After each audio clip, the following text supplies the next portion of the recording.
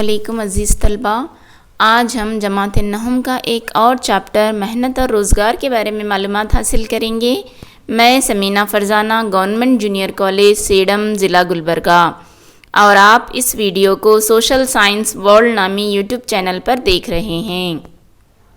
پیارے بچوں، محنت کا مطلب ہے انسان اپنی ضروری اشیاء اور خدمات کی پیداوار میں جسمانی اور دماغی قوتوں کا استعمال کرتا ہے، اس کو محنت کہا جاتا ہے۔ محنت ایک بے انتہا لازمی پیداواری حصہ ہے۔ پیداواری عمل انسان کا حصہ ہے۔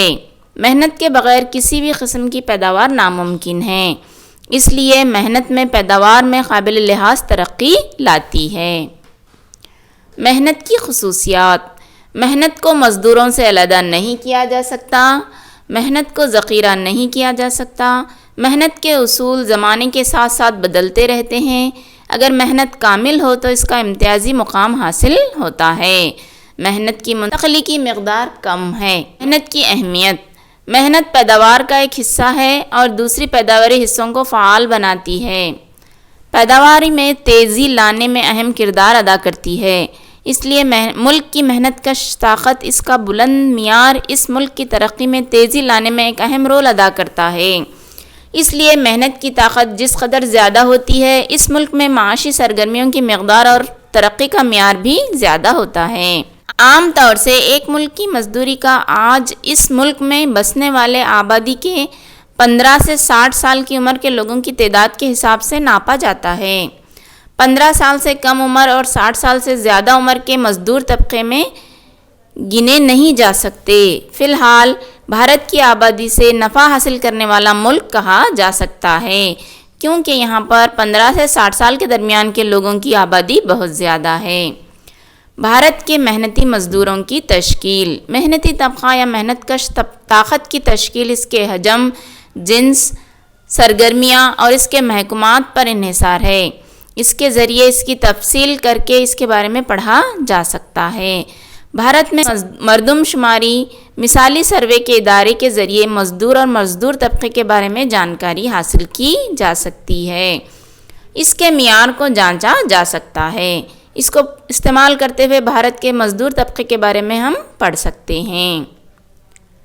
مزدوری کا حجم: پیارے بچوں، 2011 کی مردم شماری کے مطابق 39.8% ایسے لوگوں کی نشاندہی کی گئی ہے جو محنت کے لائق ہیں، بقیہ 60% لوگ محنت نہیں کر سکتے۔ اس صورتحال کا جائزہ کیا جا سکتا ہے۔ 2001 سے 2011 کے درمیان محنت کرنے والوں کی تعداد 42.2% سے 48.2% ہو گئی۔ ان سب کو ان کے معیار کے مطابق روزگار فراہم کرنا سرکار کی ذمہ داری ہوتا ہے۔ محنت اور مزدوری کا جنسی تناسب: 2001 سے 2011 کی مردم شماری کے مطابق صرف 35% عورتیں مزدور ہیں، یعنی مزدوروں کے مقابلے میں برسر روزگار عورتوں کی تعداد کم ہے۔ عورتوں کے چند فرائض کو روزگار نہیں کہا جاتا۔ محنت اور مزدوری کا پیشہ ورانہ شعبہ جاتی تناسب: پیشہ ورانہ تناسب کو زراعت، صنعت اور خدمت کے شعبوں میں کام کرنے والے مزدوروں کی بنیاد کو سامنے رکھ کر جانچا جا سکتا ہے۔ آدھے کے برابر مزدوری زراعت اور اس سے تعلق رکھنے والے کاموں میں حصہ لیتے ہیں، بقیہ آدھے مزدور کم و بیش صنعت اور تیسرے خدمات کے شعبے میں لگے ہوئے ہیں۔ پیشے کی اس ہم آہنگی سے آمدنی کا اگر جائزہ لیا جائے تو یہ کہا جا سکتا ہے کہ یہ بہت دھیمی رفتار سے بڑھ رہی ہے۔ دیہاتوں میں تو زراعت ہی روزگار کا اہم ذریعہ ہے، تو شہروں میں خدماتی شعبہ بہت ہی اہم ہے، اس لیے مردوں کی اکثریت ان خدمات میں لگی ہوئی ہے۔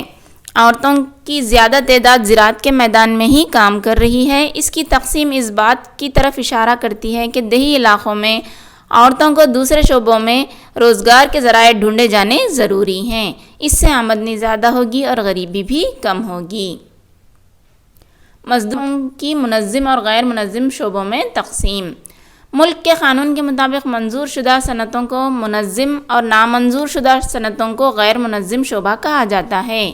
منظم شدہ صنعتوں کو سرکار کی جانب سے عائد کردہ تمام شرائط کے مطابق چلنا ہوتا ہے، خاص کر مزدور اور کام کی گارنٹی دینی ہوتی ہے۔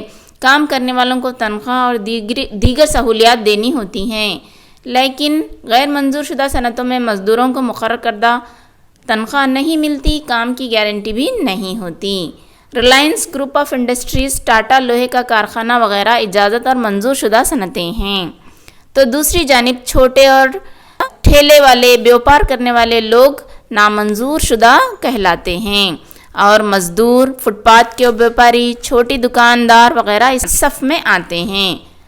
53% لوگ خود روزگار سے جڑے ہیں، تو 30% لوگ عارضی روزگار سے جڑے ہوئے ہیں۔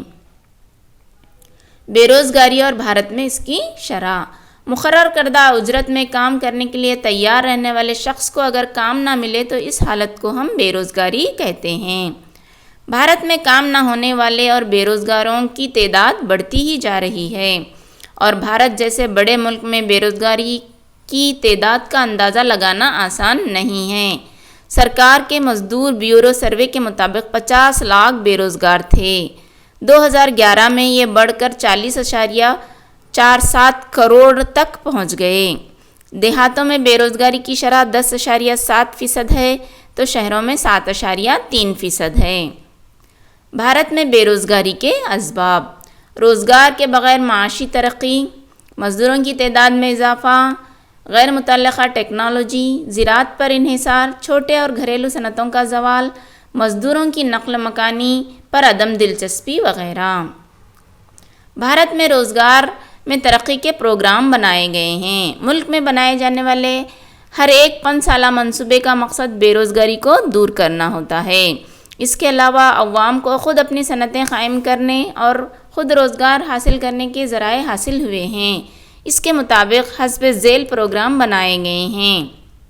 1977 میں مزدوری کے عوض اناج، 1979 میں دیہات کے نوجوانوں کو خود روزگار حاصل کرنے کے لیے تربیت دیے جانے والے پروگرام، 1980 میں دیہات کی مکمل ترقی کے پروگرام، 1980 میں ہی قومی دیہاتی روزگار خاطری یوجنا، 1983 میں دیہات کے بغیر زمین والوں کو روزگار خاطری پلان، 1999 میں جواہر روزگار یوجنا، 1999 میں سورن جینتی گرام روزگار یوجنا، تو 2004 میں راشٹریہ کلی کار یوجنا بنائی گئی تاکہ ان پروگراموں سے دیہات کے لوگ اپنے لیے روزگار قائم کر سکیں۔ مہاتما گاندھی قومی پلان یا نریگا، یہ ہمارے دیہاتوں کے لوگوں کی روزگار کو بڑھانے میں اہم کردار ادا کرتا ہے۔ اس کا قیام 25 اگست 2005 میں مہاتما گاندھی قومی روزگار پلان نریگا یوجنا پاس کی گئی، لیکن 2006 سے یہ عمل میں آیا۔ اس قاعدے کے مطابق دیہات کے خاندان کے کسی بھی ایک شخص کو سالانہ 100 دن تک کم از کم اجرت پر مزدوری کی گارنٹی دی گئی ہے۔ اگر کسی وجہ سے سرکار روزگار دینے میں ناکام رہتی ہے تو اس شخص کو بے روزگاری بھتہ دیا جاتا ہے۔ مہاتما گاندھی قومی روزگار پلان نریگا کے اہم نکات یہ ہیں: کمزور طبقات کو روزگار کا بھروسہ دینا، اس کے ذریعے مضبوط سماجی ماحول بنانا، جنگلوں کی تباہی، زمین کا کٹاؤ روکنا، دیہی علاقوں میں ملنے والے حق کے مطابق غریبوں کو انہیں خود مختار بنانے کی کوشش کرنا، دیہی علاقوں میں اجرت کی محافظت کرنا اور جمہوری نظام کے ذریعے سب کو ملا کر ترقی کے لیے ابھارنا۔ عورت مزدوروں کی حالات: عورتوں کو روزگار کے کم موقع ملتے ہیں۔ 20% شہری عورتیں اور 13% دیہی عورتیں روزگار حاصل کر پاتی ہیں۔ 2011 کی مردم شماری کے مطابق یہ تعداد 40% تک ہو گئی ہے۔ عورتوں کو روزگار چننے میں کئی رکاوٹیں ہیں۔ گھر اور روزگار سنبھالنا، تنخواہ میں اونچ نیچ، کام کے درمیان فرق وغیرہ جیسے مسائل درپیش ہوتے ہیں۔ عورتوں کی معاشی خود مختاری کے لیے انہیں تعلیم، ریزرویشن اور پارلیمنٹ میں نمائندگی ضروری ہے۔ تو یہ تھا آج کا سبق۔ پیارے بچوں، میں امید کرتی ہوں کہ آپ نے اسے سمجھ لیا ہوگا۔ اللہ حافظ، شکریہ، ہمیں اپنی دعاؤں میں یاد رکھیے گا۔